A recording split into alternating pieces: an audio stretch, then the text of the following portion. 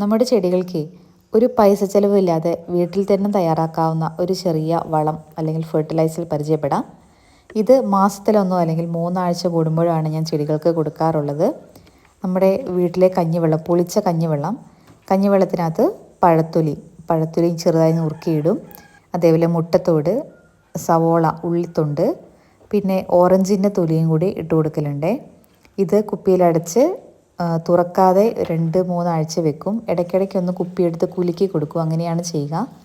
പിന്നെ അതിൻ്റെ വെള്ളം ഇതേപോലെ ഊറ്റിയെടുത്ത് വളരെ നേർപ്പിച്ചിട്ടാണ് ചെടികൾക്ക് കൊടുക്കുക. ഡയറക്റ്റ് ചെടികൾക്ക് ഒഴിച്ചു കൊടുത്തിട്ടുണ്ടെങ്കിൽ ചെടി കരിഞ്ഞു പോകും. വെള്ളം ഡയലൂട്ട് ചെയ്ത് മാത്രമേ ഒഴിച്ചു കൊടുക്കാൻ പാടുള്ളൂ.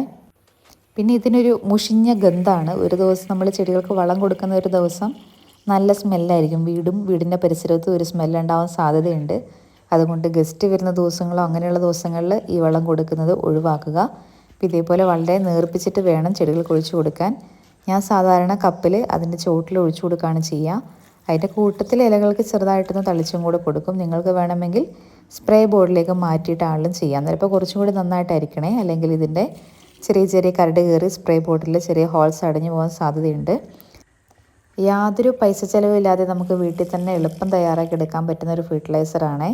നിങ്ങളെല്ലാവരും ചെയ്തു നോക്കുക. വീട്ടിൽ തന്നെ നമുക്ക് ഉപയോഗശൂന്യമായ സാധനങ്ങൾ കൊണ്ട് ചെയ്യുന്നതാണ്.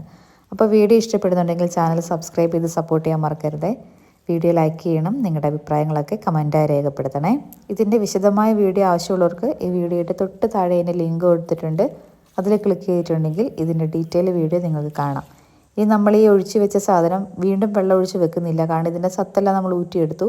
ഇനി നമുക്ക് എവിടെയെങ്കിലും അത് കളയാം. ദൂരെ കൊണ്ട് കളയണേ, നല്ല സ്മെല്ലായിരിക്കും. ഞാനിപ്പോൾ വെയിലത്തോട്ടാണ് ഇട്ടത്, വേഗം ഉണങ്ങിക്കോട്ടെ എന്ന് കരുതി. പിന്നെ ആ കുപ്പി ഒന്ന് കഴുകി വെയിലത്ത് വെച്ച് ഉണക്കിയിട്ടാണ് രണ്ടാമത് ഞാൻ അതിനകത്ത് ഇട്ട് കൊടുക്കുന്നത്.